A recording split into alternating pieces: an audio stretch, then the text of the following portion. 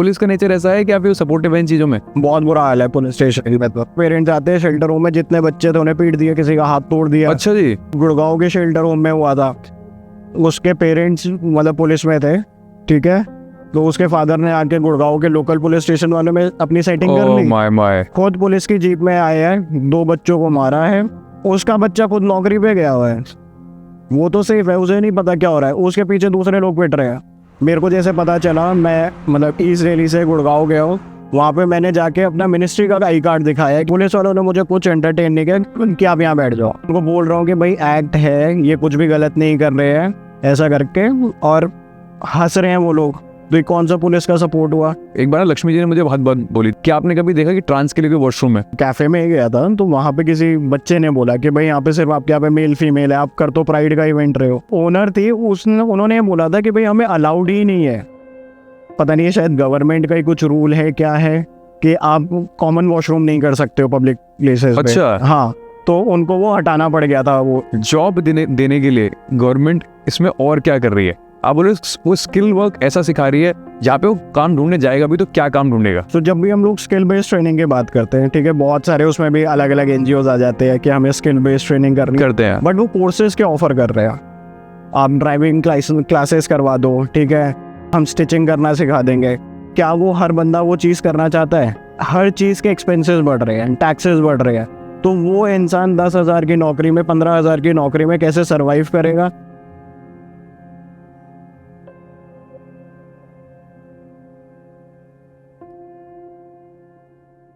First of all thank you to be part of impact stories. और मुझे लगता है आपकी कहानी बनेगी इम्पैक्टफुल, बिल्कुल खतरनाक इम्पैक्टफुल बनेगी। पहले जो शुरुआत करते हैं हम बोलते हैं कि सब लोग ट्रांस वुमेन की बात ज़रूर करते हैं, ट्रांस मैन की बात किसने नहीं की, और शायद वो लोगों के लिए टर्म भी नया होगा। बहुत लोगों को तो पता ही नहीं है ट्रांस मैन कौन है, उन्हें ट्रांस में बस ट्रांस वुमेन ही पता है। तो मैं ज़्यादा एक्सप्लेन करो कौन ट्रांस मैन होते हैं असली में, और क्या चेंजेस है, बॉडीली चेंजेस भी क्या है। जैसे कि हम सबको पता है कि ट्रांस वुमेन क्या है, ठीक है, स्पेशली नॉर्थ में लोगों को पता है कि हिजड़ा किन्नर क्या होते हैं। सो बेसिकली ट्रांसजेंडर कम्युनिटी में हम 3 डिवीजन बोलेंगे, 2 भी नहीं, कि एक ट्रांसमैन है जो फीमेल टू मेल ट्रांजिशन करते हैं, जो फीमेल असाइंड एट बर्थ होते हैं बट वो अपने आप को मेल आइडेंटिफाई करते हैं, तो वो ट्रांसमैन हो गए। उसी का ऑपोजिट जो है ट्रांस वुमेन है। और फिर आ जाते हैं नॉन बाइनरी, जो किसी मतलब नॉन बाइनरी भी है, नॉन बाइनरी भी है, जो हमारे नालसा जजमेंट में भी मेंशन किया हुआ है ट्रांस की डेफिनेशन के अंदर ही, कि जो अपने आप को ना मेल ना फीमेल ऐसा करके उनको बॉक्सेस नहीं चाहिए नहीं चाहिए, तो वो लोग नॉन बाइनरी है। सो जैसे मैं ट्रांसमैन आइडेंटिफाई करता हूँ, तो मैं फीमेल पैदा हुआ था, बट बचपन से मुझे कभी भी ऐसा नहीं लगा कि मैं लड़की हूँ, ठीक है, शुरू से। मतलब मेरी कोई ऐसी लास्ट मेमोरी नहीं है कि जहाँ पे मैं कभी डॉल से खेला हूँ या मैं कभी लड़कियों के कपड़े पहन के खुश हुआ हूँ। कि स्कूल में भी जब तक मतलब मेरा बस नहीं था, तभी तक मैं 6 साल की उम्र तक मैं स्कर्ट पहन के गया हूँ। उसके बाद जब मुझे समझ आने लगा और वो अनईजीनेस में एक्सप्रेस कर पाया, तो तभी मेरे को कहता मैं ये कपड़े नहीं पहन सकता। कि वो इतनी मतलब एक यूनिफॉर्म मेरे लिए इतनी ज़्यादा प्रॉब्लमेटिक थी कि वो मेरी आइडेंटिटी के ऊपर एक क्वेश्चन मार्क थी। कि आप किसी लड़के को बोल दो कि तुम्हें फ्रॉक पहन के जाना है, तो वो कभी भी मतलब कंफर्टेबल फील नहीं करेगा, क्योंकि आपकी यूनिफॉर्म ही आपको एक तरीके से डिस्क्राइब कर रही हो कि आप कौन हो। ठीक, तो बेसिकली वो ये कि जो लोग फीमेल बॉर्न होते हैं बट अपने आप को मेल आइडेंटिफाई करते हैं, उनको हम ट्रांसमैन बोलते हैं। और ऐसा क्यों है कि कम्युनिटी में लोगों को, बहुत लोगों को पता ही नहीं है, मतलब बहुत लोगों को मतलब समझ लो लोगों को ना बहुत कम ही नॉलेज है। ऐसा क्यों है? क्योंकि वो हिडन है, या कि निकल के आना नहीं चाहते, या फैमिली सपोर्ट नहीं कर रही? क्या प्रॉब्लम है, मतलब प्रॉब्लम क्या असली है?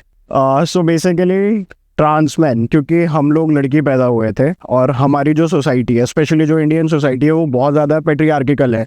ठीक है, आप अगर लड़के हो तो आपको बहुत सारे बेनिफिट्स हैं कि आपको अपॉर्चुनिटी ज़्यादा मिलेंगी, आपको प्रेफरेंसेस ज़्यादा होंगी, आपकी बात को सुना जाएगा, आपको इम्पोर्टेंस दी जाएगी, और आपकी एक वैल्यू होती है जब आप लड़के पैदा होते हो एक फैमिली में। बट कहीं अगर आप लड़की पैदा हुए हो तो लैक ऑफ एजुकेशन, कि भाई 12th करा दी, 10th करा दी, उसके बाद शादी करा दो, हद से हद ग्रेजुएशन करा दी, आपको कभी ऑप्शन नहीं दिया जाएगा कि भाई तुम घर से बाहर निकल के नौकरी करो, कि आप 9 to 5 जॉब कर सकते हो, आप कोई अपना बिजनेस स्टार्ट कर सकते हो। कि जो उनकी इंस्पिरेशन है या एडमिरेशन है, जो भी वो आगे लाइफ में करना चाहते हैं, उसकी कोई वैल्यू ही नहीं होती है। जस्ट रीज़न क्या है, क्योंकि आप एक लड़की पैदा हुए थे। इंडिया में ऑनर किलिंग बहुत ज़्यादा होती है, स्पेशली अगर हम नॉर्थ की बात करें, उसमें हरियाणा हो गया, राजस्थान हो गया, यूपी में specially eastern side of Uttar Pradesh हो गया, जहाँ पे ऑनर किलिंग के रेट मतलब परसेंटेज बहुत हाई है। अगर उस जगह से कोई बच्चा अगर अपने आप को बोलता है और वो अपने आप को ट्रांसमैन आइडेंटिफाई करता है, तो उसको मार दिया जाएगा, क्योंकि वो समाज के लिए मतलब उस फैमिली के लिए ऐसा होगा कि यार हमारी इज्जत घट रही है कि इस घर की लड़की बोल रही है मैं अपने आप को लड़का मानता हूँ ऐसा करके। तो वो एक तरीके से आप चैलेंज कर रहे हो मेल डोमिनेटिंग सोसाइटी को, तो आपको और भी ज़्यादा सप्रेस किया जाता है, ज़बरदस्ती शादी करा देते हैं, ठीक है। और जैसे बताया कि लैक ऑफ अपॉर्चुनिटीज़ है, अगर आप एक बार को ट्रांस वूमेन हो, ठीक है, आपको पढ़ाई का मौका मिलेगा, आप घर से बाहर निकल के नौकरी भी कर सकते हो, फिर आप बाहर निकलने के बाद जो आपकी मर्जी है वो आप कर सकते हो, चाहे वो चोरी छुपे करो, ट्रांजिशन करना हो या सिर्फ आप क्रॉस ड्रेस कर रहे हो। बट यही सारी चीज़ें कभी ट्रांस वुमेन के साथ नहीं होती है। ट्रांस वुमेन का एक सपोर्ट सिस्टम है जिसको हम लोग डेरा सिस्टम बोलते हैं, घराना बोलते हैं। तो वहाँ पे वो लोग जो जिन लोगों को उनकी फैमिलीज डिसोन कर देती है, वो सब लोग उस समाज में एक घर में रहते हैं, एक फैमिली की तरह रहते हैं, एक फैमिली स्ट्रक्चर होता है। बट ट्रांस मैन के साथ वो भी नहीं था, क्योंकि उन्हें कभी ये सब ऑप्शन ही नहीं मिले, तो उनके अंदर कभी इतनी हिम्मत ही नहीं आई कि भाई वो बाहर निकल के अपनी एक खुद की एक सेफ स्पेस क्रिएट कर सके, एक अपनी चूजन फैमिली बना सके। तो इन सब रीजंस की वजह से हमेशा से ट्रांसमैन की विजिबिलिटी कम रह गई। कैसे ऐसा कोई केस आया आपके पास, मतलब जो आपको सुन के लगा हो यार कि मतलब कितना नीचे जा सकते हैं हम लोग, है ना? कोई फैमिली में बच्चा अगर मान लो किसी को डिसोन किया फैमिली ने, आप ऑनर किलिंग की बात कर रहे हो, कोई ऐसा केस सुना किसी ने सुनाया आपको कि आपको लगा कि अब बड़ा नहीं, मतलब मैंने हजारों ऐसे केसेस सुने हैं, और वन ऑफ द रीजन कोई आपको ऐसा याद हो ना, हाँ, कोई ऐसा याद हो मतलब कि यार ये सबसे ऐसा था कि इससे नीचे क्या गया? रिसेंटली मेरे को एक ट्रांसमैन की स्टोरी पता चली थी, जहाँ पे उसकी शादी बहुत मतलब जब वो माइनर था तभी उसकी शादी करा दी, ठीक है। 2-3 बहनों की इकट्ठी शादी हुई। फिर जो गौना होता है कि शादी के बाद जब जाते हो आप अपने हस्बैंड के घर पे, वो चीज़ हुई। उधर जाके उसने बोला कि भाई डोंट टच मी, फीलिंग नहीं, हाँ, कि डोंट टच मी, मैं अपने आप को ट्रांसमैन मानता हूँ, मैं लड़की नहीं हूँ, ये वो करके। तो उधर उनका लड़ाई झगड़ा हुआ। तो उस बच्चे ने अपने पेरेंट्स को कॉल किया कि भाई आप मेरे को ले जाओ और मैं यहाँ इसके साथ मैं नहीं रह सकता। तो फैमिली का जवाब ये था कि यार हम तेरी डेड बॉडी ले जाएंगे कि तू वहाँ मर जा, कुछ भी हो जाए, बट हम तेरे को नहीं लेके आने वाले, तेरे को वहीं रहना पड़ेगा। और कई ऐसी कहानियाँ सुनी है कि जहाँ पे वो बच्चा इंसान बोलता रह गया अपने पेरेंट्स को कि आप मेरी शादी मत कराओ, ऐसा करके कि ये मैं उस रिलेशनशिप में नहीं रह सकता हूँ, मैं खुद को अपने आप को लड़का मानता हूँ। उनकी शादी करा दी, उनके बच्चे हो गए, ठीक है।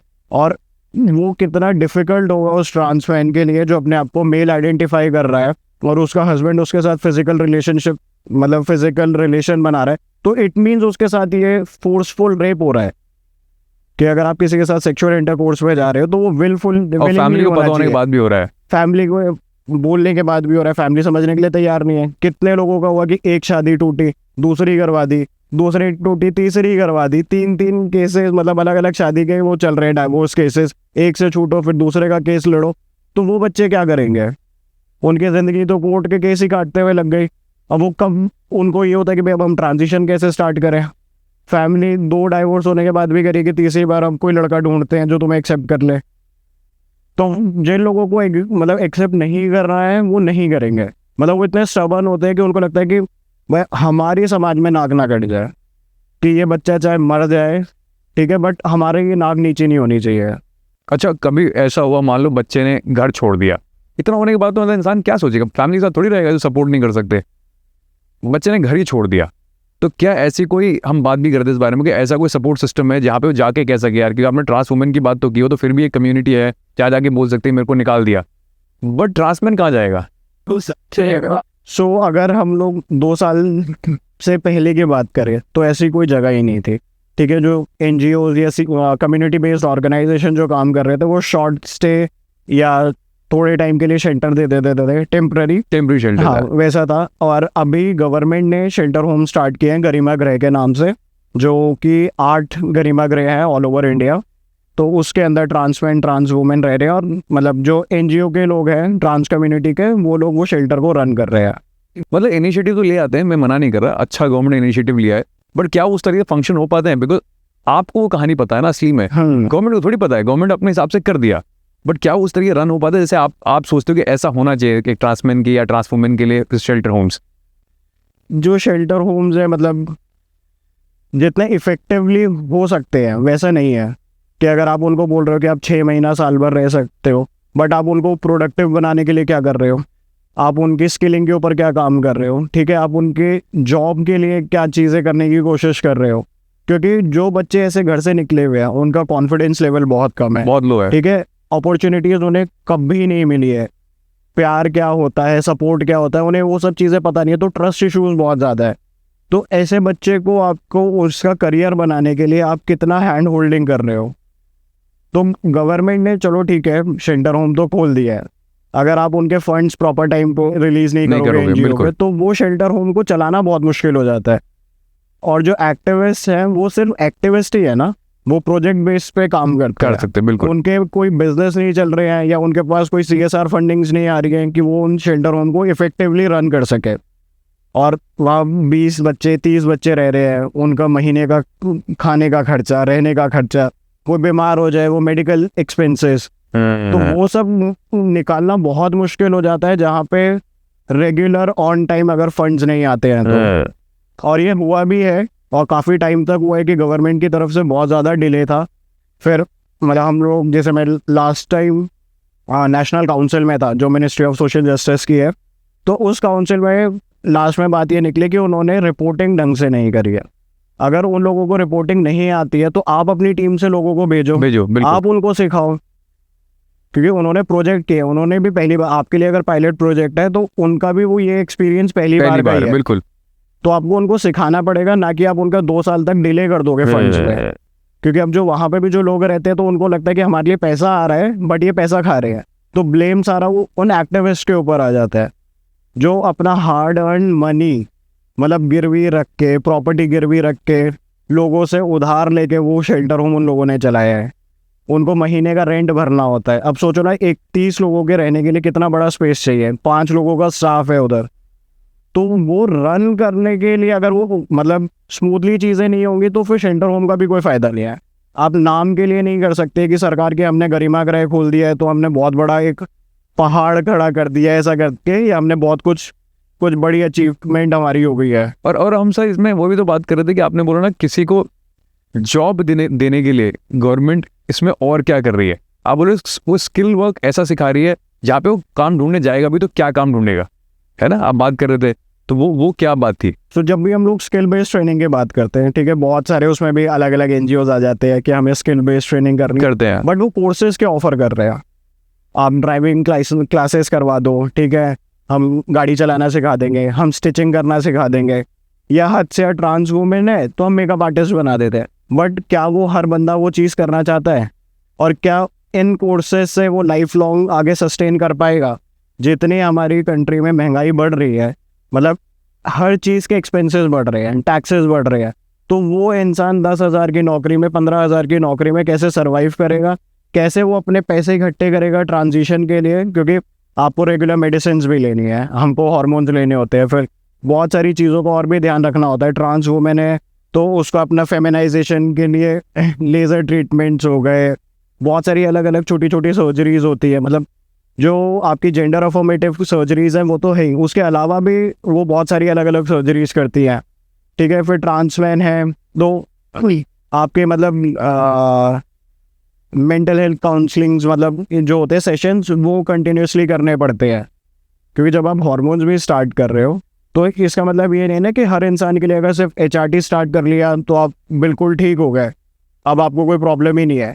बट ट्रांजिशन के साथ आपके साथ सामने और 10 नई हर्डल्स आती है कि भाई जब आप मिडवे ऑफ ट्रांजिशन में हो, कि जहाँ पे कोई इंसान अगर आपको देख रहा है, ठीक है, मे बी आपकी बियर्ड पूरी आनी नहीं शुरू हुई है, वॉइस जस्ट ब्रेक होनी स्टार्ट हुई है, आपकी एज ज़्यादा है बट आप एज से छोटे लग रहे हो, तो लोग आपको कम पे करेंगे, ठीक है, अंडर पे स्केल में आप चले जाते हो, कि जस्ट आपके लुक्स के ऊपर लोग आपको जज करना शुरू कर देते हैं। आपके डॉक्यूमेंट्स चेंज नहीं हुए, डॉक्यूमेंट्स इंडिया में चेंज करना इतना आसान नहीं है, ठीक है, यहाँ वन स्टॉप सेंटर नहीं है, ठीक है, आपको हर एक डिपार्टमेंट में जाके अपने डॉक्यूमेंट चेंज करने हैं और हर एक डिपार्टमेंट में जाके उनको समझाना है कि भाई मैं पहले लड़की था, मैंने ट्रांजिशन किया है, मैं लड़का बन गया हूँ, ये मेरा गैजेट का पेपर है, ये मेरा टीजी कार्ड है और मेरा आप प्लीज़ मेल में डॉक्यूमेंट कर दो। तो वो भी एक तरीके से वो ट्रॉमा ही है, क्योंकि आप कहीं पे भी जाके बोल रहे हो तो 10 लोग तो पहले वैसे भीड़ लगा लेते हैं आपको देख के, कि जैसे किसी सर्कस में एक जोकर आके बैठ गया हो। तो उन सब चीज़ों के लिए आपकी काउंसलिंग होनी बहुत ज़रूरी है। ठीक है, आप ऑफिस में काम कर रहे हो, अगर आपके जो कलीग्स हैं अगर वो सपोर्टिव नहीं है, कई बार होता है कि जो डिस्क्रिमिनेशन होता है, एक बोल के हो गया, एक होता है कि बिना बोले आप बहुत ज़्यादा डिस्क्रिमिनेट कर देते हो। जो आपकी लुक्स होती है, आप किस नज़रिए से लोगों को देख रहे हो, वो हम लोगों को समझ में आ जाता है कि ये इंसान मुझे किस तरीके से देख रहा हो, ठीक है, और ये मेरे को किस टोन में मुझसे बात कर रहा है। तो ये सारी चीज़ें हमारे काम पे फिर इफेक्ट डालती है। तो अगर हमने कोई कंपनी ज्वाइन करी है तो वहाँ पे प्रोडक्टिवनेस जॉब दिखानी रिस्पेक्ट भी तो होना जरूरी है, बिल्कुल। अपना प्रोडक्टिवनेस दिखाना चाहते हैं, ना कि इन सब बुलिंग की वजह से हम लास्ट में क्या होता है कि लोग जॉब ही छोड़ देते हैं। कहीं ना कहीं से उनका पुराना नाम ढूंढ के निकालेंगे, उस नाम से उसको बुलाना। ठीक है, वॉशरूम जा रहे हो तुम उसके पीछे पीछे जा रहे हो कि भाई कौन से वॉशरूम में जा रहा है, यूरिनल यूज़ कर रहा है या स्टॉल में जा रहा है। ट्रांस वूमेन जा रही है तो वहाँ पे कि भाई लड़कियों को दिक्कत हो जाती है कि अरे नहीं ये तो मेल है, मेल फीमेल में कैसे आ गए। तो ये सारी मतलब मे बी एक कोई भी इंसान के लिए ये चीज़ें मैटर ना करती है जिसने ट्रांजिशन नहीं किया है या जो अपने आप को ट्रांस आइडेंटिफाई करना चाहता है। बट जो ट्रांस कम्युनिटी के लोग हैं, यही इश्यूज हैं जो बहुत ज़्यादा मतलब दुख देते हैं और परेशानियाँ मतलब हमारे लिए और ज़्यादा खड़ी कर देते हैं। एक ये इसी सवाल पे ना एक और सवाल मुझे याद है। एक बार लक्ष्मी जी ने मुझे बहुत बात बोली थी, मैंने बोला कि यार गवर्नमेंट आज की डेट में LGBTQ के लिए लॉ लेके आई है। तो उन्होंने मुझसे बहुत सिंपल सवाल पूछा था। उन्होंने मुझे बोला था कभी आप किसी होटल में जाओ तो आप कौन सा वॉशरूम यूज़ करते हो? मैंने कहा मेंस वॉशरूम यूज़ करता हूँ। तो उन्होंने बोला मेंस होता है, एक फीमेल होता है, एक मेन के लिए वॉशरूम है। क्या आपने कभी देखा कि ट्रांस के लिए कोई वॉशरूम है? अब आप एक बताओ, एक ट्रांस बंदा है, वो खड़ा है और वो कहाँ वॉशरूम जाएगा? क्योंकि इधर भी मजाक बनाने वाले, उधर ही मजाक बनाने वाले। तो ये चैलेंजेस है ना, इसलिए वो इंसान को अपने ऊपर ना लो क्या बोलता है, लो स्टीम हो जाता है इंसान की, सोचता है कि असली में मेरे लिए जगह है कहाँ पे। और अभी तो मेरे को अभी किसी में कैफ़े में गया था तो वहाँ पे किसी बच्चे ने बोला कि भाई यहाँ पे सिर्फ आपके यहाँ पे मेल फीमेल है, आप कर तो प्राइड का इवेंट रहे हो। तो जो ओनर थी उन्होंने बोला था कि भाई हमें अलाउड ही नहीं है, कि हमने अलग से करने की कोशिश करी थी। तो एक तो पता नहीं है, शायद गवर्नमेंट का ही कुछ रूल है क्या है कि आप कॉमन वॉशरूम नहीं कर सकते हो पब्लिक प्लेसेस पे। अच्छा। हाँ, तो उनको वो हटाना पड़ गया था, वो जो साइन बोर्ड था जो उन्होंने ऑल इंक्लूसिव करके लगाया था। तो यहाँ पे भी प्रॉब्लम है कि अगर आप पब्लिक प्लेस में हो जहाँ पे मेल फीमेल सभी लोग, अगर ये जहाँ पे अभी भी हम बैठे हुए हैं, अगर इधर पे भी हम लोग कॉमन कर दे तो मे बी जो लड़कियाँ हैं, जो सेज वुमेन है, वो कंफर्टेबल नहीं फील करेंगे कि यहाँ पे लड़के क्यों आ गए। तो या तो ये है कि भाई जो भी हम लोग अगर डिसेबल के लिए करते हैं तो उसी में एक और साइन बोर्ड ऐड करके, अगर हम तीसरा अलग से नहीं बना पा तो रहे सॉल्यूशन की बात करेंगे ना, हम कॉम्प्लेक्सिटी की बात थोड़ी करेंगे। हाँ, बस एक मतलब एज अ सॉल्यूशन ले सकते हैं, क्योंकि अभी लोग हैं यहाँ पे इंडिया में इतने ओपन माइंडेड लोग नहीं है वो है कि भाई मेल फीमेल कॉमन रख के कि उसी में ट्रांस भी आ जाए, कि कोई जेंडर या कोई आपकी सेक्सुअलिटी मैटर ही नहीं करती है। एनीवेज जाके सबको वहाँ पे यूरिन के लिए या मतलब वहाँ जाके फ्रेश होने के लिए यूज़ करना है। बट स्टिल प्रॉब्लम तो प्रॉब्लम है मतलब ऑब्वियसली। और मेरे को एक और चीज़ जो है, जो मेरा सोचता हूँ मैं, मुझे मतलब किसी ने कहा था होता है मैं गलत देखो ना, क्योंकि भाई ललित जो होटल है कितना ज़्यादा सपोर्टिव है, बिल्कुल है। ठीक है, उनके यहाँ पे भी मेल फीमेल अलग है, और जो उन्होंने डिसेबल्ड लोगों के लिए किया हुआ है उसी को ऑल इंक्लूसिव किया, बिल्कुल। बट अगर हम सोचे कि बिल्कुल ही जेंडर न्यूट्रल वॉशरूम्स हो जाए, तो यहाँ तो हमारे लॉ जेंडर न्यूट्रल नहीं है, तो वॉशरूम कहाँ से करोगे? तो ये तो बिल्कुल ही मतलब बियॉन्ड द लिमिट वाली चीज़ हो गई उनके लिए।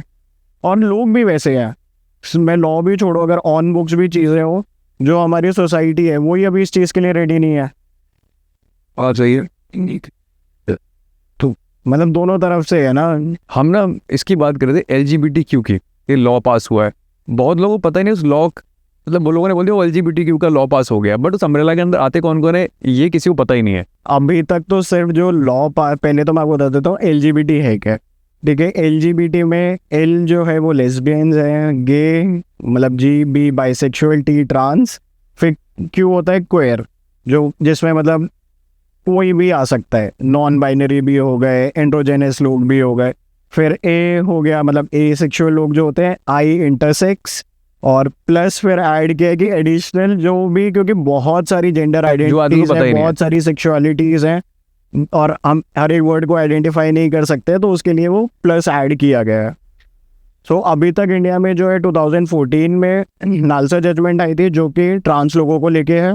उसमें हमें रिकॉग्निशन मिली थी कि एज अ लाइक हमें भी वो सारे ह्यूमन राइट्स है या फंडामेंटल राइट्स जो हैं वो हम लोगों के लिए भी है, और we will be consider as a equal citizen, वैसा था वो। अभी एक तरीके से हमें रिकॉग्निशन मिली।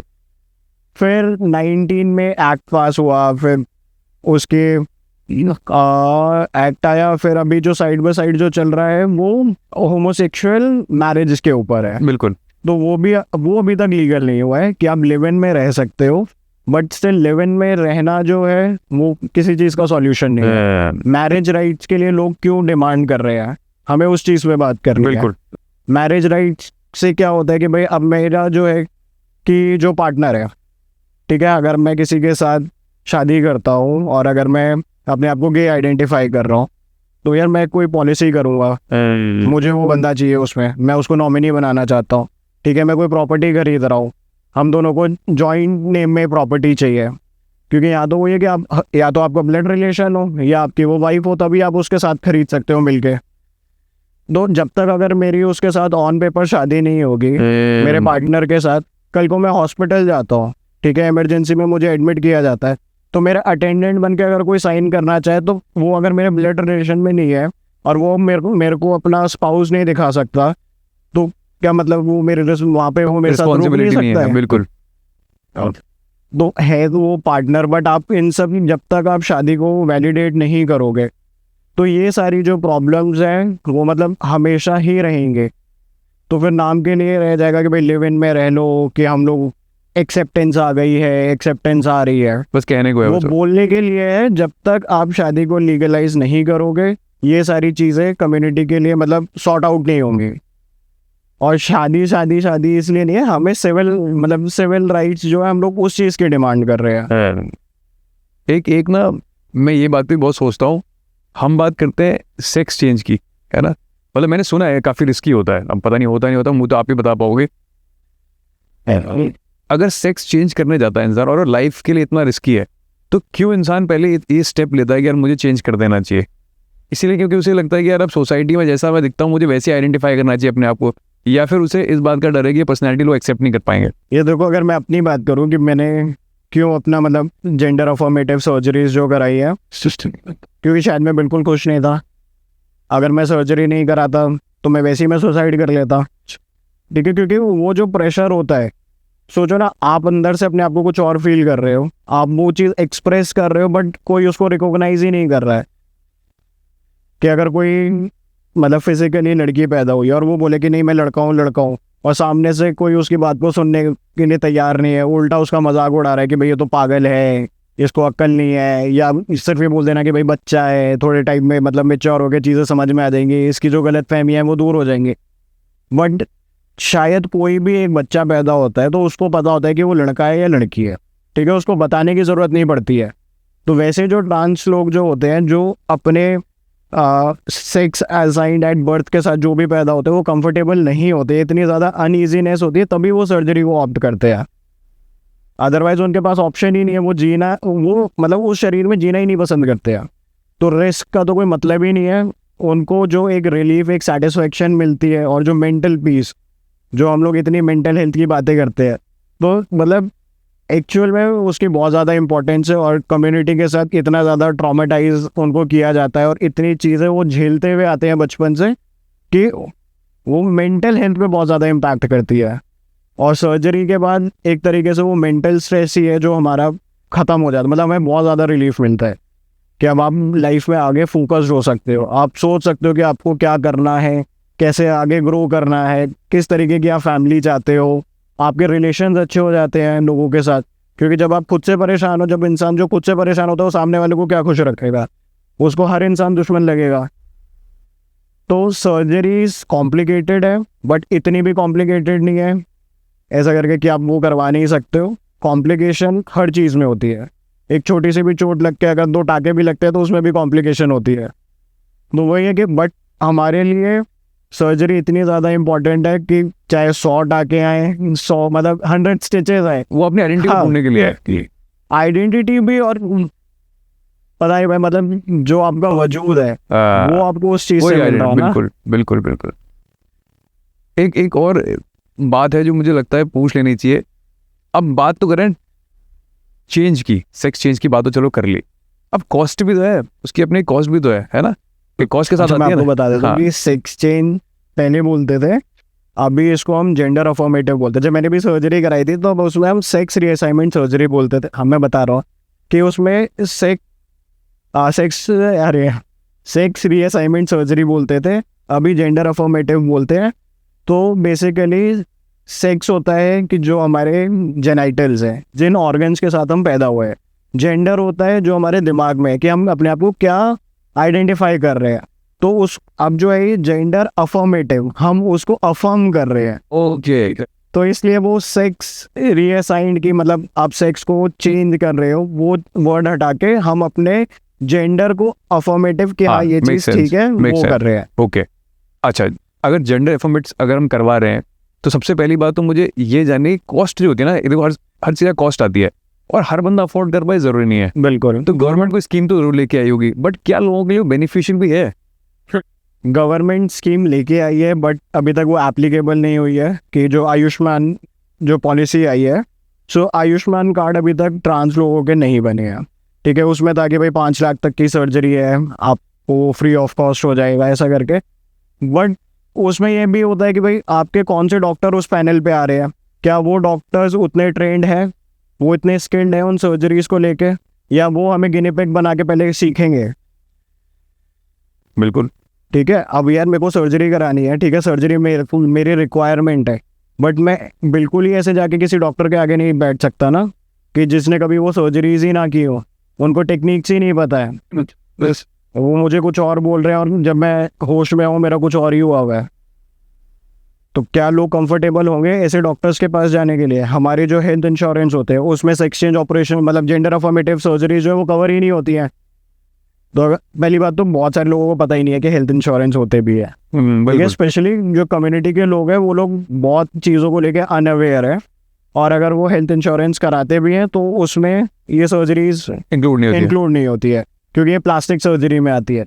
कॉस्मेटिक सर्जरीज जो है, कॉस्मेटिक में आता है। बिल्कुल कॉस्मेटिक सर्जरी ये सिसजेंडर लोगों के लिए होंगी जो ब्रेस्ट एनलार्जमेंट करा रहे हैं, ये सब करके राइनोप्लास्टी, अपनी नाक ठीक कर रहे हैं, चीक अपलिफ्ट कर रहे हैं, चिन की सर्जरीज कर रहे हैं, वो कॉस्मेटिक होगा। बट जो फेमिनाइजेशन कर रहा है, जो ट्रांस वुमेन कर रही है ये सर्जरी, और जो ट्रांसपेन मेस्टेक्टमी करा रहे हैं, हिस्टेक्टमी करा रहे हैं, वो कोई ब्यूटिफिकेशन के लिए नहीं कर रहे हैं। नीड है उसकी, वो तो जो मतलब शायद कोई अपनी बीमारी का ट्रीटमेंट कराता है, ठीक है, हमारे लिए मतलब बीमारी नहीं है लेकिन ये बीमारी से कोई कम भी नहीं है कि अगर हम ये सर्जरी नहीं कराएंगे तो ऐसा नहीं है कि हम नेक्स्ट डे मर जाएंगे, बट ये है कि हमारी लाइफ जो है वो एक जगह पे स्टक हुई हुई है, और जब तक ये सर्जरी नहीं होगी हम खुल के जी नहीं पाएंगे। तो फिर ये वो तो वैसे ही हम घुट घुट के मर रहे हैं, एक इंसान वैसे मर जाता है तो ये तो और हम घुट घुट के मरते अब हैं। ये तो आ गया, वही तो मैं कह रहा हूँ कि जो इंसान घर से निकाला गया है और जो ऑलरेडी रोड पे रह रहा है और उसे अपनी आइडेंटिटी ढूंढनी है, फिर भी again that comes with the cost. अब उसे कॉस्ट भी चाहिए, तो कितना चैलेंजिंग है। मतलब मुझे लग रहा है कि अरे तो शुरुआत घर से शुरू हुई, आदमी रोड पे भी आ गया, अब उसे अपनी आइडेंटिटी ढूंढने निकलना भी है तो उसे फिर भी उसके बाद पैसा चाहिए, क्योंकि गवर्नमेंट का तो मुझे आपने बट बताया कि इतने सारे ऐसे लोग हैं जो पढ़े लिखे लोग हैं, ठीक है, जो मैं ट्रांसमैन ट्रांसवुमेन दोनों की बात कर रहा हूँ, और जब वो घर पे बताते हैं कि उन्हें ट्रांजिशन करना है तो उनके घर वाले उनके एजुकेशनल डॉक्यूमेंट्स फाड़ देते हैं, जला देते हैं। अब पढ़े लिखे होने के बाद भी आप कहीं पे भी जॉब ढूंढने जा रहे हो तो आपको पेपर तो देना पड़ेगा लेना ना? पड़ेगा। बिल्कुल, आपको अपनी डिग्रीज दिखानी पड़ेंगी, आपको एक्सपीरियंस लेटर उधर दिखाना पड़ेगा, लास्ट सैलरी क्या थी। जब वो आपकी हर डॉक्यूमेंट आपकी निशानियाँ ही ख़त्म कर दे तो वो इंसान क्या करेगा?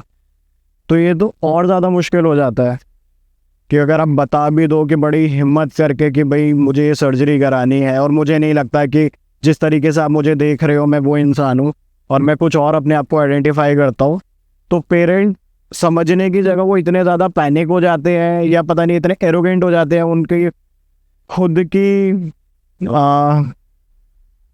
क्या बोलेंगे उसको, मतलब कि खुद का ही एक घमंड कह लो क्या, कि भाई उनको ऐसा होता है कि यार ऐसे कैसे हो गया मेरा बच्चा, कि मेरी औलाद हो के ऐसा कैसे हो सकता है। तो वो खुद ही मतलब उनके पेपर फाड़ देते हैं कि भाई तुम बाढ़ में जाओ, जो हम बोल रहे हैं वो चीज़ ठीक है। उसके बाद वो बच्चा मतलब बिल्कुल जब उसकी लास्ट होप खत्म हो जाती है तब वो घर से निकलता है, तब वो लोग सेक्स वर्क करते हैं, तब वो लोग भीख मांगते हैं, क्योंकि उनके पास ऑप्शन नहीं नहीं है। होता। अगर किसी के पास ऑप्शन हो, मतलब मुझे नहीं लगता कि भीख मांगना इतनी आसान चीज़ है। किसी के बिल्कुल। आगे हाथ फैलाना इतना आसान। बहुत हिम्मत चाहिए सही उसके है, लिए। बिल्कुल। आप 1000 लोगों की गालियां सुनते हो, 1000 लोग आपको कह देते हैं निकलो यहाँ से। अब हम लोग खुद ही देखते हैं सिग्नल पे कितने, मतलब अगर कोई ट्रांस वूमेन अगर रेड लाइट पे खड़ी हुई है, लोग शीशा उठा रहे ऊपर कर लेते हैं, कोई नॉक करे उसको गाली दे देते हैं। तो उसको कितनी हिम्मत चाहिए। और अच्छे घरों से लोग हैं, अमीर गरीब छोड़ो, रिस्पेक्टेबल फैमिली से लोग हैं, बट उनका खुद का होता है कि भाई हमारा बच्चा ऐसे नहीं हो सकता, छोड़ दिया सड़क पे। अच्छा, एक और इसी में से एक सवाल और आता है। जैसे हम बात तो करते हैं, जैसे हम थोड़ी देर पहले बोल भी रहा था मैं, हम पॉडकास्ट पे आगे बात करने लग गए, है ना। अच्छी अच्छी बातें तो उन्होंने मिलकर कर ली। जब भी कभी मोटिवेशन की बात हो या फिर ट्रांस कम्युनिटी को रिप्रेजेंट, आपको बुला लिया, लक्ष्मी जी को बुला लिया, बट जब आप समाज में जाओगे ना तो खीखी करने वाले लोग बहुत हैं, है ना। तो ये तो बड़ा दोगला नेचर है ना। लोगों का तो दोगला नेचर है, चाहे वो कोई भी हो। आप, हम LGBT कम्युनिटी की बात कर, हम लॉ भी पास करा लिया, सबको रिस्पेक्ट की बात भी करने लगे, हम दोनों रिस्पेक्टफुली बात भी करें, बट क्या है, आज भी आप कहीं जाओगे तो 4 लोग मजाक उड़ाने खड़े हो जाएंगे।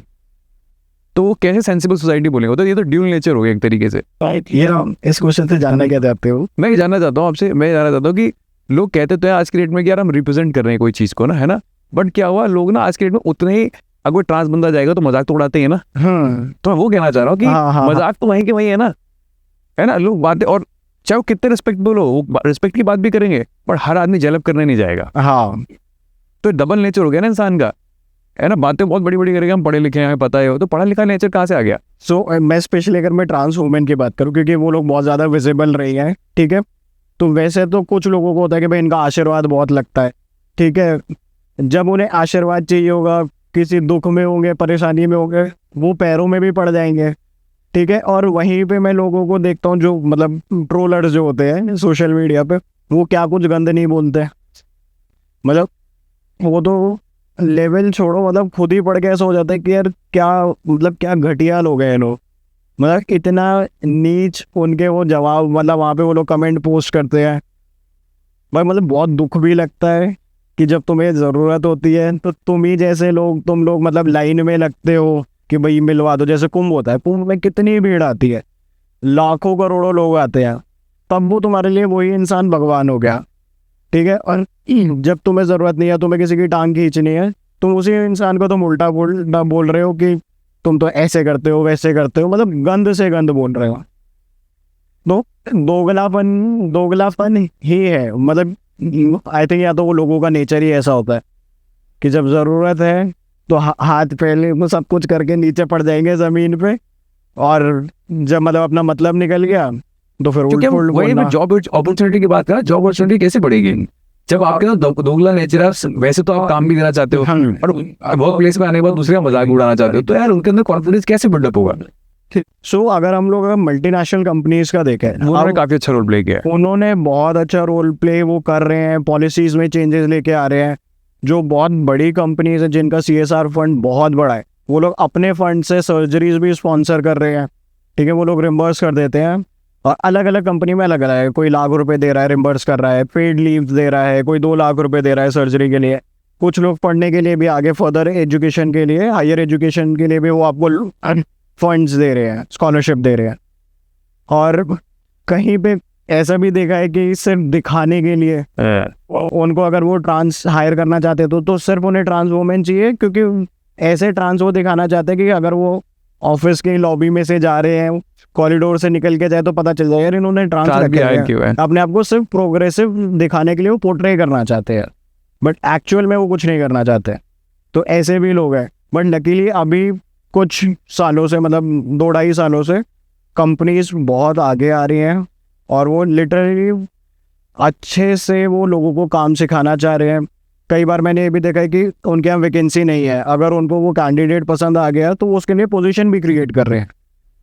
तो यहाँ तक है। जैसे ललित ने काफी अच्छा रोल प्ले किया। ललित ने किया है, हिंदुस्तान जिंक ने किया है, टाटा स्टील्स में है, गोदरेज हो गया, एसेंचर्स हो गया, बार्कलेज बैंक हो गया, तो और भी मतलब बहुत सारी कंपनीज हैं जो लोग कर रही हैं। और कुछ कंपनीज ऐसी हैं कि ठीक है उनको शायद अभी कम्युनिटी के लोग नहीं मिले हैं, बट मैंने उनकी वर्क प्लेस पॉलिसी पढ़ी है जहाँ पे उन्होंने, जो कि इंडिया में सेम सेक्स मैरिज अलाउड नहीं है, लीगल नहीं है, बट स्टिल उन्होंने ऐसा किया कि अगर कोई सेम सेक्स कपल है और वो लोग बच्चा अडॉप्ट करते हैं तो उनको पेरेंटल लीव भी दे रहे हैं, और उस बच्चे की पूरी एजुकेशन फी जो है वो कंपनी उठा रही है।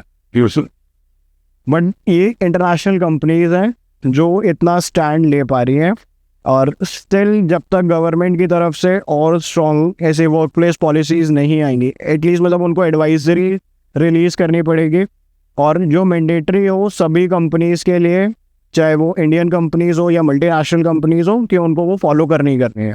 एंड आई थिंक एक सर्टेन नंबर, चाहे वो छोटा ही नंबर हो, एक रिजर्वेशन होना चाहिए जहाँ पे ट्रांस लोगों के लिए जॉब के लिए हो, उनकी एजुकेशन के लिए हो, क्योंकि जब तक एजुकेशन नहीं होगी उन्हें जॉब नहीं मिलेगी।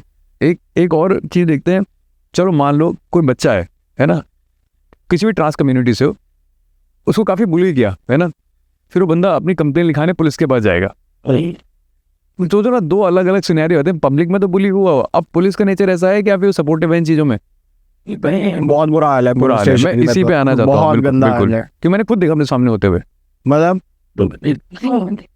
मतलब क्या बताओ, इतनी सारी मुझे कहानियां खुद मैं तभी चाहता हूँ, मेरे सामने कुछ हुआ इसलिए मैं चाहता हूँ आपसे, मैं पूछ रहा हूँ कि ऐसा आपको ऐसी बताओगे यार, हाँ भाई ये रोल पुलिस भी अच्छा प्ले कर सकती है बट करती नहीं है। जैसा मैं बताता हूँ, एक ट्रांस वुमेन का, मैं आपको दोनों का बताऊंगा, ट्रांस वुमेन दोनों का। एक बार ट्रांस वुमेन गई कि भाई मेरे को मेरे नेबर परेशान कर रहे हैं, ठीक है, और ये दिक्कत है, ऐसा करके मुझे बुली किया जा रहा है, मुझे यहाँ किसी ने पीटा या कुछ भी एक्सरसाइज होता है। अब पुलिस स्टेशन में अगर कोई भी ट्रांस वुमेन जाती है तो उनको देख के हो जाता है कि यार ये धंधा करने वाली है, चाहे वो जॉब कर रही हो किसी मल्टीनेशनल कंपनी में या किसी मिनिस्ट्री में उसकी नौकरी लगी हुई हो, बट उसको सिर्फ इसी नज़रिए से देखा जाएगा कि ये धंधे वाली है। उसकी एक बात नहीं सुनी जाएगी, उसी को नीचा दिखाया जाएगा, ठीक है, कि तुम ही गलत हो, कि वो जो तुम्हारे नेबर ने कंप्लेन करी है वो ठीक करी है, बट जो तुम कंप्लेन कर रहे हो उसके अगेंस्ट वो वैलिड ही नहीं है। और इतना मतलब मिस ट्रीटमेंट होता है वहाँ पे कि मतलब इंसान बात होता है कि भाड़ में जाए, छुपता है पुलिस से। हाँ, वो खुद ही मतलब छोड़ के निकल जाता है। और अभी शेल्टर होम में हुआ है, मतलब 2-3 अलग अलग शेल्टर होम में, दिल्ली गुड़गांव में हुआ है कि किसी ने ट्रांजिशन किया, वो बच्चा शेल्टर होम में रहा था, पहले तो तुमने एक्सेप्ट नहीं किया, उनको एनजीओ वालों ने शेल्टर में रख लिया, उसको नौकरी भी दिला दी। अब पेरेंट्स आते हैं, पुलिस वालों से सेटिंग करते हैं, उन्हें पैसे खिलाते हैं, क्या करते हैं, पेरेंट्स आते हैं शेल्टर होम में, जितने बच्चे थे उन्हें पीट दिया, किसी का हाथ तोड़ दिया, अच्छा जी, किसी के मुंह पे टाके आए, किसी का सर फाड़ दिया। हाँ, और ये गवर्नमेंट रन शेल्टर होम है, वहाँ पे ये चीज़ें हुई है। मतलब सड़क पे तुम दौड़ा के मार रहे हो उन बच्चों को, तो ये कौन सा पुलिस का सपोर्ट हुआ भाई? अगर किसी का बच्चा था, कोई आके कर रहा है, तो तुम उसके बच्चे से बात करो ना। तुमने बल्कि उन दूसरे 10 बच्चों पे तुम्हारा क्या हक बनता है हाथ उठाने का? और एक मैसेज क्या जाता है, उस बच्चे से पूछो, वो अडल्ट है, क्या उसे अपने घर जाना है, नहीं जाना है, क्या वो अपने पेरेंट्स के साथ सेफ है या नहीं है? वो सेफ नहीं था तभी वो घर छोड़ के आया। यहाँ पे हुआ, मतलब खुद वो एक गुड़गांव के शेल्टर होम में हुआ था, उसके पेरेंट्स मतलब पुलिस में थे, ठीक है, तो उसके फादर ने आके गुड़गांव के लोकल पुलिस स्टेशन वालों में अपनी सेटिंग कर ली, खुद पुलिस की जीप में आए हैं, 2 बच्चों को मारा है, ठीक है, नंगे पैर उनको जीप में डाल के ले गए, गाड़ी में अलग पीटा, शेल्टर होम में अलग पीटा, और उसका बच्चा खुद नौकरी पे गया हुआ है, वो तो सेफ है, उसे नहीं पता क्या हो रहा है, उसके पीछे दूसरे लोग पिट रहे हैं। पुलिस स्टेशन में, कौन से पुलिस स्टेशन में लोग पता करने की कोशिश कर रहे हैं, घंटों तक पता ही नहीं है। और वहाँ पे मेरे को जैसे पता चला, मैं मतलब ईस्ट दिल्ली से गुड़गांव गया हूँ, वहाँ पे मैंने जाके अपना मिनिस्ट्री का आई कार्ड दिखाया कि भाई मैं ये इस काउंसिल से हूँ, जो नेशनल काउंसिल है ट्रांसजेंडर के लिए, ऐसा करके, और ये मिनिस्ट्री ऑफ सोशल जस्टिस की है। पुलिस वालों ने मुझे कुछ एंटरटेन नहीं किया कि आप यहाँ बैठ जाओ। मैं उनको बोल रहा हूँ कि भाई एक्ट है, ये कुछ भी गलत नहीं कर रहे हैं, ऐसा करके, और हंस रहे हैं वो लोग। तो अगर आप किसी पोजीशन पे भी बैठे हो और आप उसका कुछ नहीं कर पा रहे हो, तो उस चीज़ का क्या फ़ायदा। उसके बाद मैंने बहुत रीच आउट किया कि भाई मैं सेक्रेटरी को कॉल करूँ, जो दूसरे डिपार्टमेंट के डायरेक्टर्स हैं उन्हें कॉल करूँ, वो तो फ़ोन उठाते, अरे मैं तो बहुत बीमार हूँ, अरे पाशा जी ये कैसे वो कैसे। हम तो कोई कुछ लोग हैं जो फ़ोन नहीं उठा रहे हैं, और वो मतलब सुबह से लेकर शाम तक वहाँ बेचारे वो थाने में पिट रहे हैं। उसकी मदर आई, जो वो ट्रांसमैन था, उसकी मदर आई मेरे को देख के, मैंने देखा था कि तुम उसे लखनऊ से लेके आए थे। मैंने कहा आंटी मैं तो कभी लखनऊ गया ही नहीं, कि मैं तुम्हें बस स्टैंड पे देखा था, तुमने बस में बिठाया है। मतलब तुम किसी पे भी कुछ भी ब्लेम डाल दोगे। और अब उस बात को शायद साल भर हो गया है, उन्होंने अपने बच्चे को एक्सेप्ट कर लिया। तो इस बात का कौन जवाब देगा कि तुमने उन 2 लड़कों को क्यों मारा, उनको पूरे दिन तुमने पुलिस स्टेशन में क्यों रखा। क्या वो किसी अरे गहरे घर से थे, या उनकी खुद की कोई सेल्फ रिस्पेक्ट नहीं है कि तुम उसे मतलब शॉर्ट्स पहनी हुई है, पूरे कपड़े मिट्टी मिट्टी में, बाल बिखरे हुए, तो तुम उन्हें पुलिस स्टेशन ले गए हो, मतलब मारते मारते। और वहाँ पे भी तुम उनके साथ बदतमीजी कर रहे हो, वहाँ भी तुम उन्हें डंडों से मार रहे हो। एक एक इसी पे एक और बात है, आपको लगता है किसी ट्रांस आदमी के लिए या किसी भी LGBT कम्युनिटी के लिए घर ढूंढना इतना आसान काम है? एक बार घर से पहले मैं आपको बताता हूँ एक ट्रांसमैन की और कहानी। एक ट्रांसमैन था हरियाणा से, ठीक है, उसने शादी करी, वो लड़की साथ में ही थी, ठीक है। जब मतलब उसने सर्जरी करी है तो उधर अटेंडेंट के उसमें उसने साइन किया हुआ है, ठीक है, सर्जरी के टाइम पे भी। और जब उस लड़के ने शादी करी है तो उसने एफिडेविट में लिखवाया है कि भाई मैंने ट्रांजिशन किया है, मैंने फीमेल टू मेल, और मैं अब इस मेल हूँ, मेरी सर्जरीज हो गई हैं, और मैं इस इंसान से शादी कर रहा हूँ, ठीक है। सब कुछ हो गया, साथ में रह रहे थे, 2-2.5 साल रह लिए। लड़की के घर वाले एक दिन फ़ोन करते हैं कि तुम आ जाओ और हम तुम्हें एक्सेप्ट कर रहे हैं, ये वो करके, और कोई फ़र्क नहीं पड़ता, तुम रहना उसी के साथ ही, हमें कोई प्रॉब्लम नहीं है। वो लड़की घर चली जाती है। पता नहीं उसको क्या किया, टॉर्चर उसके साथ किस लेवल का किया, कि उसी जो उसकी वाइफ थी उसी ने अपने हस्बैंड के अगेंस्ट केस कर दिया कि इसने मुझे नशा करा के मुझसे शादी करी है, मैं अपने होश में नहीं थी, कि मैं कॉन्शियस नहीं थी जब इसने मुझसे साइन करवाया है ऐसे करके डॉक्यूमेंट में, और मुझे तो शादी के बाद पता चला कि इसने सेक्शन ऑपरेशन किया। अब उस चक्कर में वो पूरे उस लड़की का जो पूरा गांव था वो एक हो गया कि भाई इस लड़के ने धोखा दिया है। पुलिस स्टेशन में जब उसको बुलाया जाता है तो वहाँ पे जो लेडी कांस्टेबल वगैरह हो गए वो उसको कह रहे हैं तुमने सर्जरी क्यों कराई, तुम लड़की ही ठीक थी, ऐसा करके क्या ज़रूरत थी ये सब करने की, तुम उस लड़की की ज़िंदगी क्यों ख़राब कर रही हो। मतलब उसको पूरी लड़की की तरह मतलब वो लोग ट्रीट कर रहे हैं, उसको एड्रेस लड़की की तरह कर रहे हैं।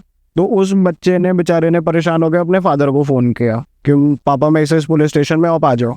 अब आते हुए ऑन द वे उसके फादर का रोड एक्सीडेंट हो गया, उनके फादर की डेथ हो गई। अरे माय गॉड। तो अब उस बच्चे को सोचो कि वो कितना ट्रॉमा में होगा कि बीवी ने धोखा दिया, पूरे आसपास के गांव में ये बात फैल गई, ठीक है, फादर की डेथ हो गई।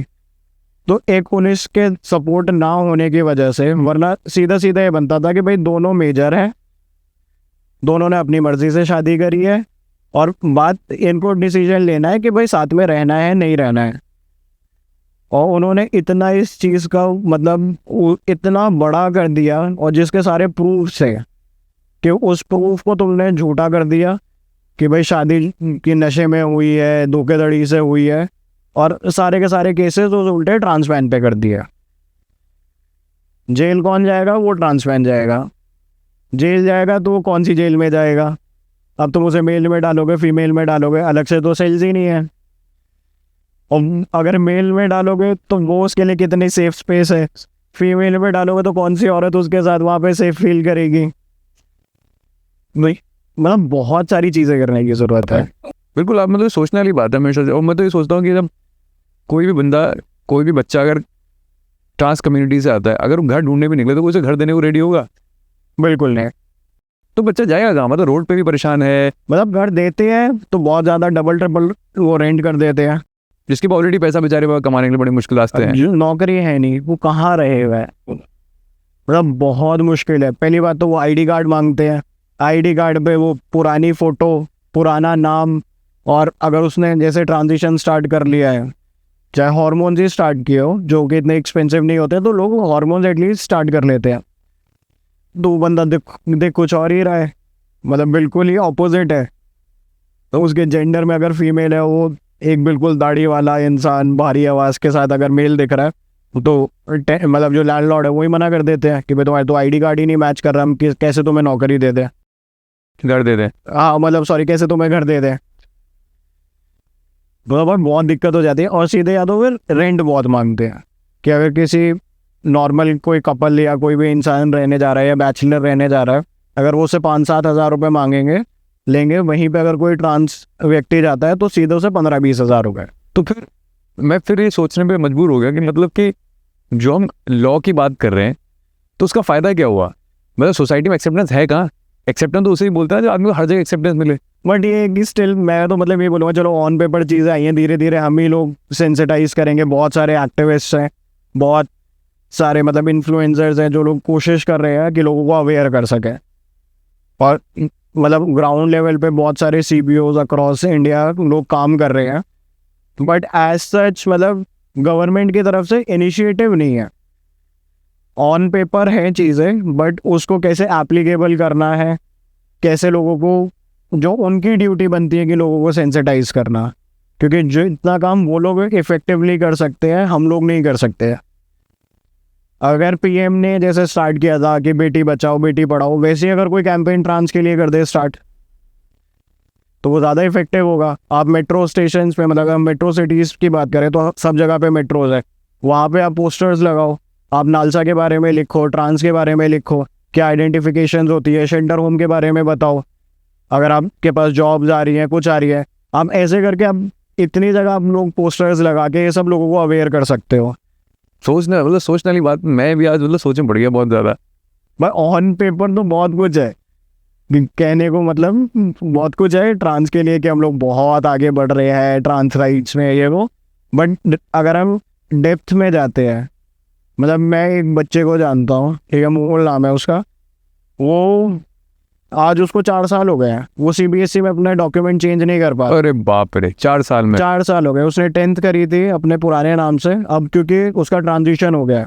अब सोचो अगर वो पुराने नाम से पेपर देने जाता है तो वहाँ तो उसको एक जो एग्जामिनर है वही उसको बाहर कर देगा कि भाई तुम फेक हो, कि तुम्हारे तो यहाँ पे फीमेल लिखा हुआ है, तुम्हारा तो कुछ और नाम लिखा हुआ है।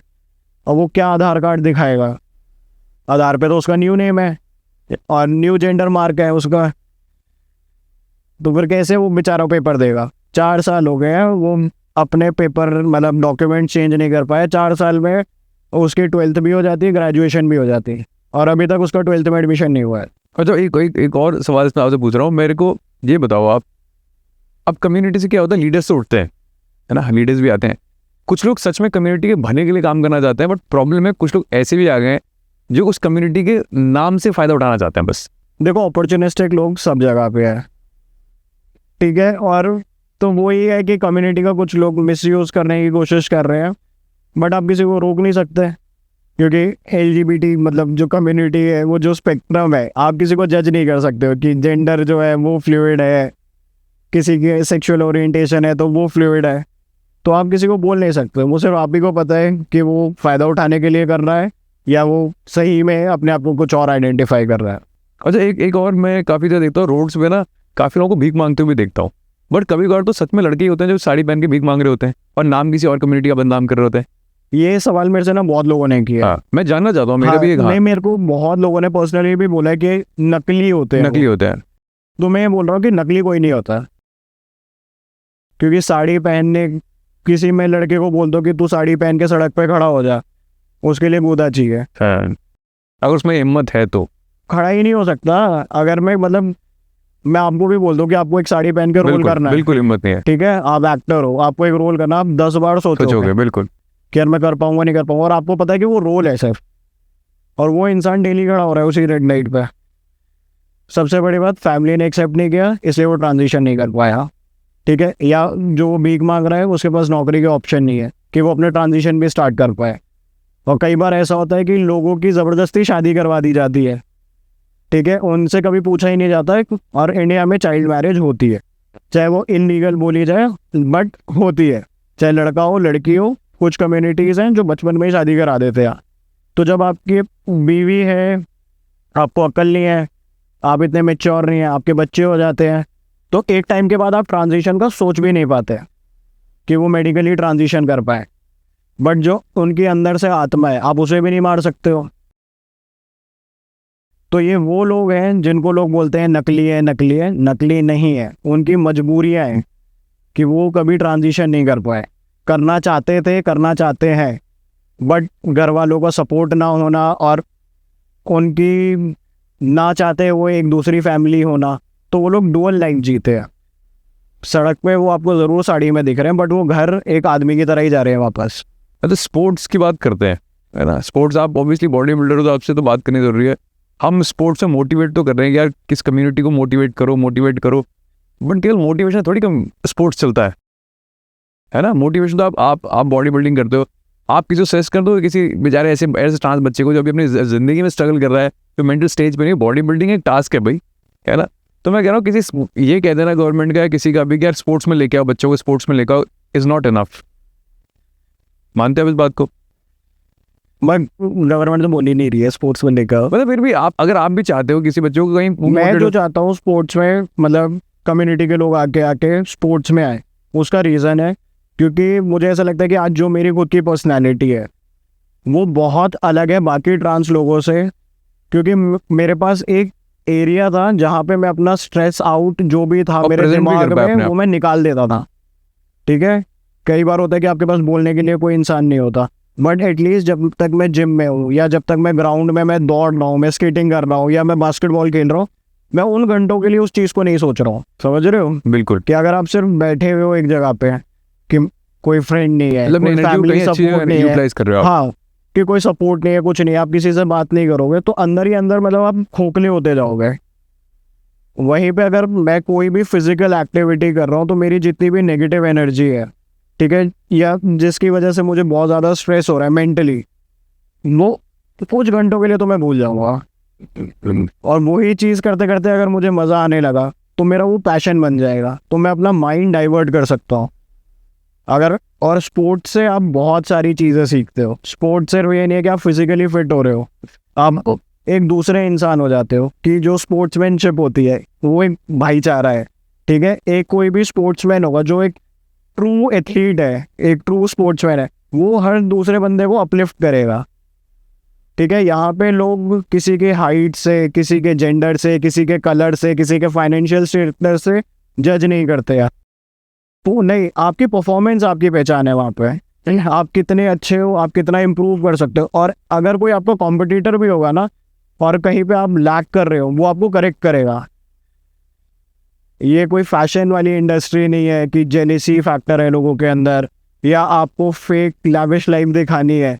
मतलब एक चीज़ है फैशन इंडस्ट्री में बहुत कॉमन है कि भाई एक वो ना होते हुए भी चीज़ें ऐसी पूछ करते हैं कि भाई जैसे सही में वो लोग वो लाइफस्टाइल जी रहे हो, वो फेक लाइफस्टाइल है। बट जो एथलीट है उसके लिए वो बिल्कुल देसी ज़िंदगी जीता है, ग्राउंड से जी के रहता है, वो मिट्टी से बने हुए इंसान होते। तो वो कभी भी किसी के साथ ऊंच नीच नहीं करते हैं, कोई जाति धर्म भेदभाव ये कुछ नहीं होता किसी एथलीट में। अच्छा, एक लास्ट सवाल की तरफ बढ़ रहा हूँ मैं। ऐसा क्या कर सकते हैं जो आपको लगता है इस डायरेक्शन में काम करेंगे तो शायद अपलिफ्ट कर पाएंगे कम्युनिटी को, ट्रांस कम्युनिटी को, ट्रांसमैन कम्युनिटी को, ट्रांसवुमेन कम्युनिटी को, पूरे अम्ब्रेला को अपलिफ्ट कर पाएंगे? अगर हम मतलब सिर्फ इंसान ही बन जाए, ठीक है, लोगों को जज करना बंद करते हैं। और हाँ, क्योंकि हम लोग बहुत ज़्यादा ऑप्रेस्ड रहे हैं, ट्रांस कम्युनिटी बहुत ज़्यादा, मतलब उन्हें हमेशा से उनको छुप के रहना पड़ा, उनको फ्रीडम नहीं मिली, वो अपॉर्चुनिटीज़ नहीं मिली। अगर कुछ साल भी हमें हैंड होल्डिंग के साथ एक सपोर्ट मिल जाए, सही बता रहा हूँ कि जो अपने आप को सेज मेल फीमेल बोलते हैं ना, उनसे ज़्यादा प्रोडक्टिव निकलेंगे, उनसे ज़्यादा हार्ड वर्किंग होते हैं, क्योंकि उनको वो चीज़ पता है कि वहाँ तक पहुँचने के लिए कितनी मेहनत लगती है। और शायद जो डिस्क्रिमिनेशन वगैरह भी जो एक दूसरे के साथ जो लोग रखते हैं वो चीज़ भी नहीं होगी। सो इन शॉर्ट मुझे लगता है कि जो ट्रांस लोग होते हैं कि उन्होंने इतना कुछ लाइफ में देखा हुआ है, so as a human being वो लोग ज़्यादा बेटर होते हैं और वो लोगों के साथ डिस्क्रिमिनेशन नहीं करते क्योंकि उनके साथ बहुत ज़्यादा हुआ है। तो अगर जस्ट लोग इतनी सी उनकी फीलिंग समझ जाए और उनको बस एक बार मौका दे दे, दो बहुत आगे जाके मतलब वो प्रूव करके दिखा देंगे। सपोर्ट। एक बार ना मेरी एक फ्रेंड है, वो ट्रांस वुमेन है ना, मैं उनके साथ कहीं गया हुआ था, घूम रहे थे हम लोग कहीं पे, मैं कहीं खड़ा हुआ था उनके साथ, तो ना पेट्रोल पंप पे हम पेट्रोल भरा रहे थे, तो सब लोग खी चलना शुरू हो गया। अच्छा, मैं बड़ा अनकंफर्टेबल हो गया, और ना एज अ ह्यूमन बीइंग मैंने कहा ऐसा क्या चल रहा है, मतलब मुझे क्योंकि नहीं लगा, तो नेचुरल दोस्त हैं, हम बात कर रहे हैं। तो फिर मैं समझ गया, ओ अच्छा, तब मुझे क्लिक हुआ, अच्छा वो ये इनके बारे में बात कर रहे हैं। तो मैंने उनसे सवाल पूछा, मैंने बोला यार आपको अजीब नहीं लगता, मतलब आप तो रोज़ निकलना, आपने दुनिया में रोज़ निकलना है, लोग आसपास खी कर रहे हैं। तो बोला यार हम ना ये टाइम के साथ सीख गए कैसे ध्यान नहीं देना उधर, बट मैंने कहा यार कितना मुश्किल है ये, तो मैंने कहा मैं तो सोच भी नहीं सकता कि मेरे को कोई बगल में भी हंसने लग जाए, तो बोले मेरे बारे में तो बात नहीं कर रहा कहीं, है ना। मैंने कहा आपने तो अपने को इतना ट्रेन कर लिया कि आपको पता ही नहीं, इतने लोग देख रहे थे, वो फ़र्क ही नहीं पड़ रहा है। ये जैसे मतलब जब मैं भी कम आउट करने की सोच रहा था, तो फैमिली में तो मतलब मेरे को था कि मैं जो भी चीज़ करता हूँ मैं घर पे डिस्कस करके करता हूँ, कि उन्होंने मुझे इतना सपोर्ट किया, तो मैं नहीं चाहता कि मैं कुछ भी उनको एकदम से शॉक दूँ।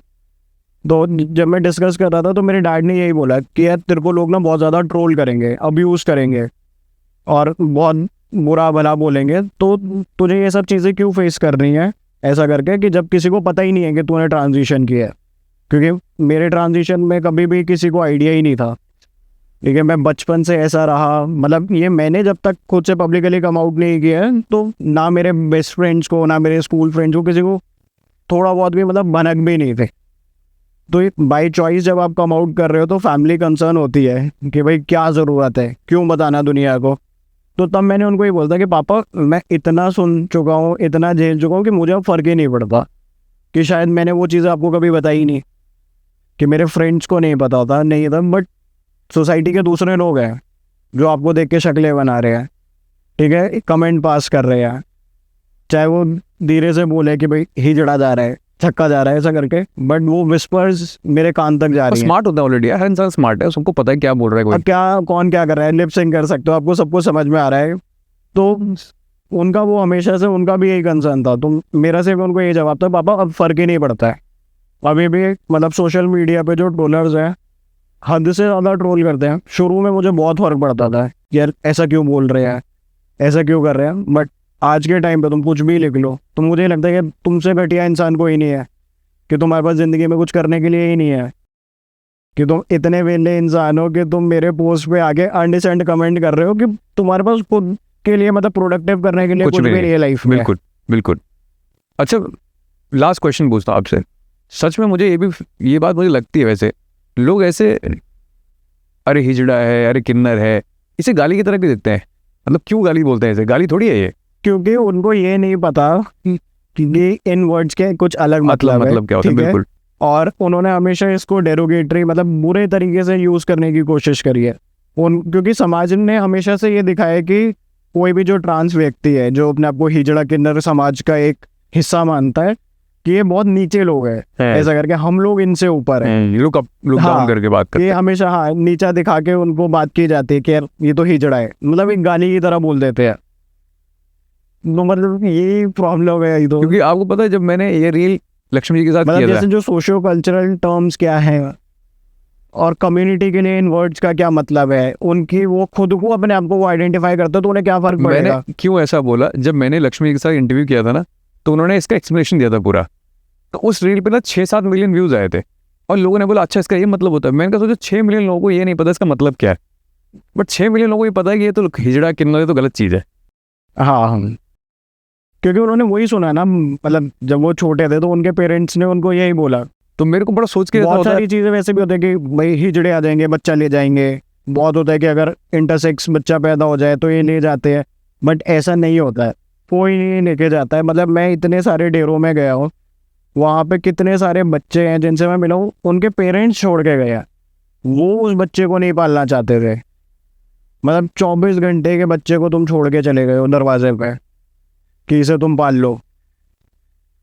बस मतलब एक बच्चे को उन्होंने वो अल्ट्रासाउंड वगैरह कराया, उसके ओवरीज वगैरह नहीं थी ऐसा करके, और कुछ उसके जेनाइटल्स जो थे उससे कंफर्म नहीं हो रहा था कि भाई ये मेल है या फीमेल है। तो उनको कि नहीं यार ये तो मतलब मापेट हिजड़ा बोलते हैं जैसे ऐसा करके, तो वो है, इसको वहाँ उनको दे दो, वो पाल लेंगे। 24 घंटे का बच्चा छोड़ के चले गए। तो हिजड़ा कम्युनिटी के लोगों को बच्चा चुराने की क्या ज़रूरत है, उनके वहाँ तो वैसे ही इतने सारे बच्चे आते हैं जिनकी फैमिलीज उनको एक्सेप्ट नहीं करती है, तो वो उनको ही बच्चे की तरह पालते हैं। और कोई 24 घंटे के बच्चे को, पैदा हुए बच्चे को पालने की रिस्पॉन्सिबिलिटी क्यों लेगा? कोई आसान है छोटे बच्चे को पालना? तो वो बच्चा क्यों चुराएंगे जब उनके वहाँ पे 16 साल के 17 साल के बच्चे खुद ही भाग के आ जाते हैं कि भाई हमारे माँ बाप हमें नहीं एक्सेप्ट कर रहे हैं, हमें अपने घर में रख लो। तो कुछ महीनों का बच्चा या कुछ दिन का बच्चा क्यों कौन चुराएंगे चुराए? किसी का? बिल्कुल। लास्ट क्वेश्चन है, ऐसा क्या मिथ है जिसे आप क्लियर करना चाहोगे कम्युनिटी के अगेंस्ट? मिथ्स होता है ना किसी, जैसे अभी आपने एक मिथ क्लियर किया कि लोग कहते हैं बच्चा चुरा के ले आते हैं, ऐसे क्या मिथ्स हैं जो आप चाहते हो कि लोगों को पता हो कि मिथ्स बनाए हुए हमारे हैं नहीं असली में? सो मुझे लगता है कि पूरी LGBT कम्युनिटी को लेके है कि लोगों को लगता है कि इन लोगों को सेक्स के अलावा कुछ समझ नहीं आता है। क्योंकि मैंने ये चीज़ भी बहुत देखी कि लोग मेरे को ट्रांस की पॉर्न वगैरह बेचते रहते हैं और हमेशा वो एक ही नज़रिए से कम्युनिटी को देखते हैं, बट असल में ऐसा कुछ नहीं है। हमारी कम्युनिटी से बहुत ज़्यादा पढ़े लिखे लोग हैं जो बहुत अच्छी पोजीशन पे काम कर रहे हैं और आगे वाले मतलब सालों में वो उससे भी ऊपर ही जाएंगे। और जितनी शायद तुम्हारे पूरे खानदान की फैमिली की मतलब इनकम नहीं होगी, उतना वो अकेला वो बंदा कमा रहा है। तो सब कुछ है और बहुत ज़्यादा मतलब आर्टिस्टिक हो गए, क्रिएटिव फील्ड में बहुत है। हाँ क्रिएटिव में भी हो गए, बहुत इंटेलेक्चुअल लोग हैं कम्युनिटी से। बट ये कि पहले अपॉर्चुनिटी नहीं थी, अब अपॉर्चुनिटी मिल रही है तो वो अपने आप को प्रूव कर रहे हैं। और सिर्फ एक चीज़ से हम लोगों को एसोसिएट करना बंद कर दें कि सिर्फ सेक्स और LGBT मतलब sex is equal to LGBT, ऐसा कुछ नहीं है। वो हमारी प्रेफरेंसेस हैं, वो अलग चीज़ है। और एज अ ह्यूमन बीइंग हम कितने प्रोडक्टिव हैं, कितने हम प्रोडक्टिव हो सकते हैं इस कंट्री के लिए, हमें उस चीज़ पे फोकस करना चाहिए। Thank you so much for being part of impact stories. Thank you so much.